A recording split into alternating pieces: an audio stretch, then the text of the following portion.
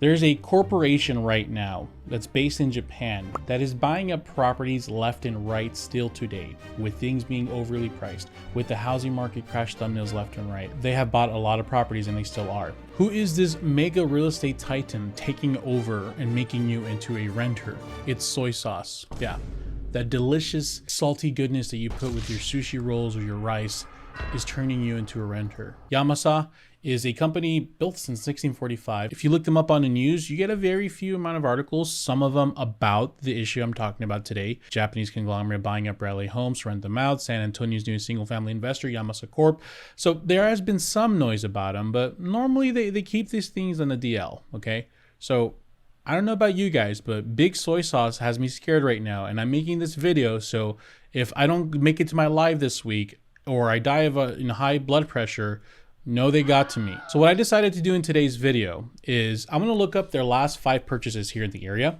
I want to see how many houses they've bought recently and what their strategy is, because surely with the housing market crashing soon, they must have a solid approach. And I want to see what their strategy is so I can duplicate it and use it for people who are buying a house right now. So are you curious to know what their strategy is? Let's see what these soy boys are all about. So first and foremost, how I'm going to find how many properties they own in my area. First, I'm going to use a public data so that way you can duplicate this and look it up for yourself. I'm going to go, because I live in Maricopa County, to the Maricopa County Assessor's Office website, and I'm going to simply type Yamasa here in the parcels and addresses. We can see here there's about 1,337 results. So they have bought almost 1,000 houses in the last few years here. Who knows how old these are? My county's website's not very good at sorting them, so maybe your website will do a better job of sorting them by date so we can know what the newest ones are. So for the rest of the video, I'm going to use a real estate, something I have as a real estate agent, which is a tax record search. Here I'm going to do the same thing and type Yamasa, and we can see here they do be buying a lot of houses. Now don't get salty yet. Let's see if these are all recent. We can actually rank them here by newest to oldest. And well, what do you know? Today is 8/21. It looks like they bought 2 houses just this Friday, one the 16th and one the 15th. So they are still buying properties. And if you look, we go 30 days back, so we go to 7/17. Looks like it's about 51 houses that they bought just in the last 30 days. And I can keep going back, and they're buying houses like every month. Like it's not slowing down here at all. And it goes as far as 2008, 2019. It's just, yeah. It looks like 2018 is when they really started buying a bunch here. So these guys are big players for sure. Okay, so now what I'm going to do is I'm going to look up the last 5 and I'm going to see what their strategy was. And I'm going to break it down for you guys here so we can try to duplicate it. Now, what I'm expecting here is these guys are cash buyers. And not only that, they don't need to be buying these houses, right? So I'm expecting these guys getting amazing deals. I'm talking like 25% off the list price, something just absolutely amazing. So for our first house, we have this beautiful 4-bedroom, 2.5 bath with over 2,000 square feet in Gilbert, Arizona. This is one they bought just this Friday, and it looks like it was listed for $550,000. They eventually reduced the price to $535,000 after about a week.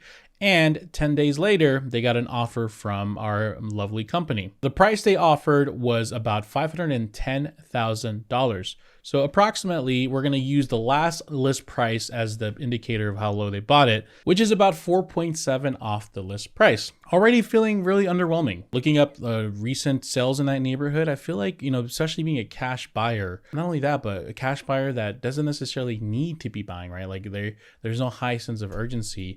I feel like they really could have squeezed out a better deal, but maybe it was just a one-time thing. Let's look at the other ones. Our next one is a small 3-bedroom, 2-bath and 1,500 square feet in the Gilbert, Arizona area, which I find interesting because Gilbert is one of those areas that are like really high in demand. Like even now, yes, they had the very basic thing that most housing markets went through, where there is a massive increase, and then around like June, mid 2022, there was the peak, and then around January to Feb, March, around there was a drop, and then it going back up again. Gilbert is one of the few cities that are still continually going up from this low point. Some of them went up here and then started going down a little bit. Some are just staying stable here, like around, once they recovered a little bit. So very similar, but they're one of the few cities that are continuing to go higher and higher. So it's just like a high demand area with a lot of competition, but maybe that's their strategy, to be renting out these houses in places of high demand so they can charge more moolah. But anyways, the second house, like I said, was a small 3-bedroom, 2-bath, around 14 to 1600 square feet, originally listed at $449,000, listed last month, and only after about a few days in the market, they accepted an offer from Yamasa for $4,000 and $500 less, about a little bit over 1% or about 1%. That's it. Once again, not amazingly great deal, right? That's so far two where they didn't really get it that massive of a deal, but let's see if the other 5 are any better. Nope. Third one listed for $390,000. Really nice house, 4-bedroom, 2-bath in Mesa. And they bought it for $390,000. So they literally paid the same price. The fourth one was listed at $435,000, but they got it for $420,000. So hey, that's about $15,000. So not as much as our first one, but still pretty good. And our fifth one was listed at $407,000 and they bought it for $400,000. So at most, they're getting about 5% off the price, which I'm not really sure why. Now, remember, these people are not just buying houses in Phoenix, they're buying houses all over the country. They probably have billions of dollars invested into our real estate industry, and they probably maybe even took a hit because they were buying houses throughout that. Well, maybe their hit wasn't as bad because they bought when things were really cheap. So they made a lot of money, and whatever they lost between the 2022 drop, they probably made up for it in other ways. But I mean, these guys have a lot of money to play with. They are not just, I'm hoping at least, they're not just spending money left and right, yet they're making very safe offers on these properties. Now, like I was saying, these guys have billions of dollars invested. Surely they're not just making blank offers.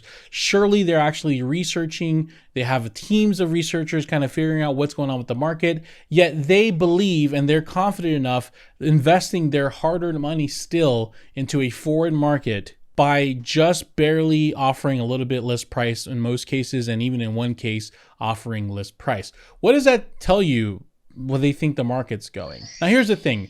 I desperately hope rates drop. I really do. Because here's the thing. If list prices drop, then we're going to welcome more of these corporations to come in and buy more of these properties up. And we don't want more corporations buying up our houses. We need our houses to be bought. I don't care if they're foreign or not foreign. Corporations do not belong in housing. If interest rates drop, then monthly payments become affordable, and yet the prices are going to be on the higher side. You know, even dropping it to 5 or 4% will lower that payment $400 to $600, and it will make housing a lot more affordable for people again. So once again, the point of this video is, not only just be a soy boy over here. It's a really weird time to buy right now. Like, it's scary.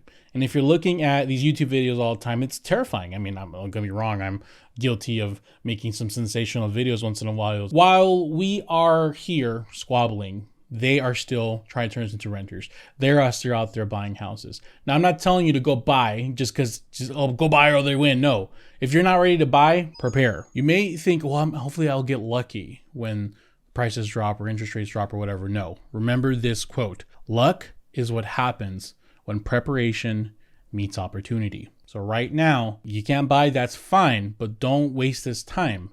Prepare. So when the opportunity strikes, people will say, you're lucky. Yeah, you're lucky, you did it, wow. No, you prepared. Because you know what? When rates do drop and there's a lot of people on the sidelines, do you think prices are gonna stay stable? I'm afraid they might even go higher. I don't know what the hell I'm saying. See you guys.